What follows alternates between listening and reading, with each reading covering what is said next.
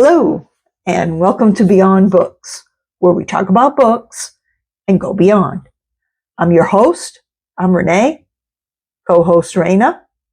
Snack of the day is going to be canine carryouts. These are little beef-flavored treats. I'm going to get one out so I can get ready to talk to you about some new releases that have just come out in the past month or so. Now, all of these were recently featured in the AARP newsletter, which you can have mailed to you or you can access online when you are an AARP member. So all of these books will tend to have older characters or maybe have some type of historical component that might be interesting to older people. Maybe it took place in the 50s and 60s, that kind of thing. But they aren't by any means just for AARP members or older adults, but, likely would be of interest to older people and possibly, I'm quite sure, other age groups as well. So what got me interested in doing this? Well, I thought I would do this segment because I was commenting one day recently on one of Stuart's videos on his channel, which is at Stuart Griffin, and I'll put a link below. And we were saying that it's, not always easy to find good books with characters from our age group. This kind of goes back to the importance of identifying with the characters in the story. And so, I would think people would want to read books about people who are in a similar age group. But it also got me thinking that if Stuart and I both felt that way, then maybe some other readers did as well. So I wondered if I could occasionally just highlight some books that would be of interest to our age group. I wondered where to start, and the next thing I knew, I was seeing exactly what I wanted in the AARP bulletin. So I'm sure that this is not a complete list, of course, but it's a place to start. I took the information from the bulletin on each book, and I looked up a little additional information of my own and put together this video for you. So here we go. What is on this list? Well, first, we have a book by Bill Clinton and James Patterson. And now James Patterson seems to have written a book with just about everyone. So why not a former president, right?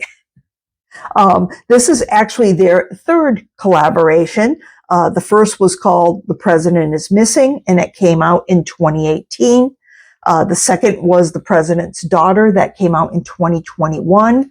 And now we have The First Gentleman, which came out on June 2nd. And now here is a brief synopsis of that book. It says, America has a powerful new president and her husband's on trial for murder. So, president's female, right? Clinton and Patterson are back and they're better than ever. The president of the United States is up for re-election. Her husband is on trial for murder. Is the first gentleman a killer? A pair of brilliant investigative journalists set out to answer that burning question about the NFL star turned political spouse. So that's interesting too. The first gentleman is a former NFL star. The First Gentleman has all the twists and turns and the authenticity one expects from the #1 best-selling authors of The President is Missing and The President's Daughter. So that actually sounds like a pretty good one. I've never read any of those by Clinton and Patterson. I did try one time to listen to The President's Missing. I don't know if I just wasn't in the right frame of mind or something, but I just couldn't get very far with it. But I've never tried reading them, so it may be a whole different experience. Who knows? Now, the next book I want to talk about is called Don't Forget Me, Little Bessie, and it's by James Lee Burke. This book came out on June 3rd, and here is a synopsis from this book. It says, best-selling author James Lee Burke tells his most thrilling and insightful story yet through the eyes of 14-year-old Bessie Holland. At the beginning of the 20th century, as America grapples with forces of human and natural violence more powerful than humanity has ever seen, Bessie Holland yearns for the love that she has never known. She finds a soulmate and mentor in a brilliant but tormented suffragette, English teacher who inspires Bessie to fight the forces of evil that permeate the world. Watching the vast Texas countryside being destroyed by an oil company and a menacing figure with a violent past, Betsy is prepared to defend her home and her family. But when she accidentally kills an unarmed man to defend her father, Hackberry, she must flee to New York. There, her older brother introduces her to boys who will grow into gangsters, but as children admire and respect Betsy's spirit and fortitude as she is cast into a gangland that yearns for justice and mercy. So I thought that sounded really good to me. It is part of a series by James Lee Burke. The series is called The Holland Family. James Lee Burke, of course, is a longtime author of historical thrillers. I've also heard his books called Southern Noir. So then next we have a book that will be familiar to a lot of you. It's been talked about lately on BookTube. I think everyone is reading it, seems like. And that book is called Atmosphere. It is by Taylor Jenkins Reid. This is another June 3rd release. And the synopsis says that this is a page turner set in the 1980s. And we first meet Joan Goodwin, an astronomer, among the astronaut trainees in the Space Shuttle program, helming mission control as her teammates face a crisis in space. Suspense builds as her backstory unspools, including her love for another female astronaut. Now, I thought that one also sounded really good. I think I would like it. Taylor Jenkins Reid, of course, is a very popular author within these past few years. She came out with 7 Husbands of Evelyn Hugo and Daisy Jones and the Six.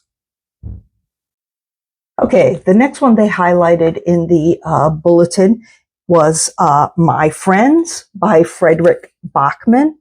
Now, this came out on May 6th, and it's also been very popular on BookTube. Frederick Bachman, also hot within these past few years with Beartown and a man called, a man called Uva. The synopsis here is Louisa, a troubled, aspiring artist, is deeply drawn to a painting decades after its creation. After a brief encounter with the painter before his death, she's determined to uncover the compelling tale of friendship, love, and grief that inspired it. I read this book in May, and I have a full review on my channel, which I will link in the description. It is a very moving and beautiful story, and I highly recommend that one. Next is Detective Auntie. This is by Uzma Jalaluddin. This came out on May 6th. It also sounds really good. And here is the synopsis. This book features Kausar Khan, a widow who sets out with her granddaughter to find the real killer of her adult daughter, who is accused of murder. The genres for the book are mystery and thriller. And this book sounds very good as well. And it looks like it's planned to be a series featuring Kausar Khan. And this book is listed as book number 1. Excuse me. It's the heat and the humidity that does that. The next book, also about an amateur sleuth, also a grandmother, also a widow, and that is called Murder Takes a Vacation by Laura Lippman. And here's the synopsis on this one. It's a highly acclaimed New York Times bestseller, returning with an irresistible mystery featuring Muriel Blossom, a former private investigator and middle-aged widow whose vacation on a Parisian river cruise turns into a deadly international mystery that only she can solve. Now, that one came out on June 17th. So yeah, that looks like also a good one. And then next, we have a non-fiction book. It is a true crime story. It is called False Claims, One Insider's Impossible Battle Against Big Farm Corruption by Lisa Prada. And this was released on June 3rd. And this sounds incredible. Now, listen to this. When Lisa Prada started her career as a pharmaceutical sales representative, she had no idea of the industry's depravity and the endemic sexual harassment, bribery, and fraud she witnessed only got worse over time. Lisa hoped that might change when she landed her dream job with a small company called QuestCore, which sold a drug that, when prescribed correctly, could help patients with multiple sclerosis. Yet QuestCore realized that they could make more money prescribing the drug incorrectly. While the FDA had approved the drug for 2 to 3 week treatments, QuestCore was training, encouraging, and incentivizing its sales force to push for a 5-day treatment plan not backed by any science, and arbitrarily increase the drug's price to $28,000 for a single vial. Prada recognized this as not only dangerous for patients, but also highly illegal.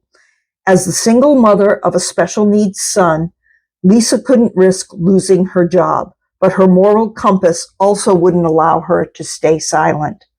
Thus began her double life as a whistleblower. For nearly a decade, she clandestinely fed information to the Department of Justice, resisting internal pressure to succumb to QuestCore's illegal sales tactics. She was constantly harassed by supervisors and in danger of being fired, while the government offered her no protection in the event her betrayal was discovered. This incredible story offers an insider's look at the unscrupulous sales methods used by America's corrupt pharmaceutical industry, analyzing the levers they pull to extract ludicrous profits from the sick and dying. And it's a page-turning portrait of one woman's epic fight against Big Pharma and a mother's heroic struggle to protect her family. Now, that sounds great to me.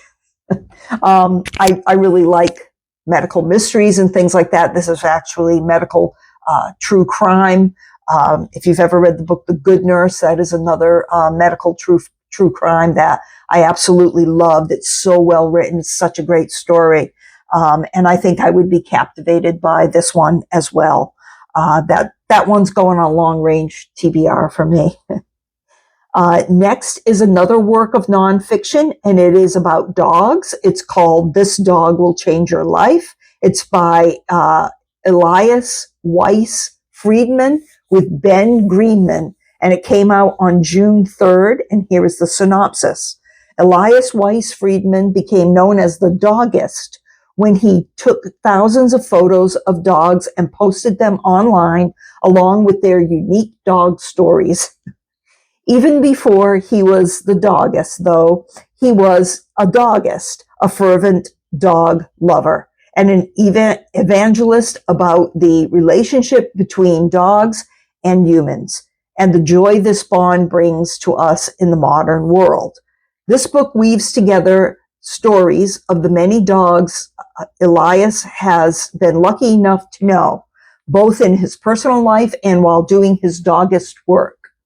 Told in a light tone that does not shy away from more serious issues, this book charmingly explores the way that dogs are not just our family and our friends, but also irreplaceable beings capable of generating boundless love and restoring balance to our lives.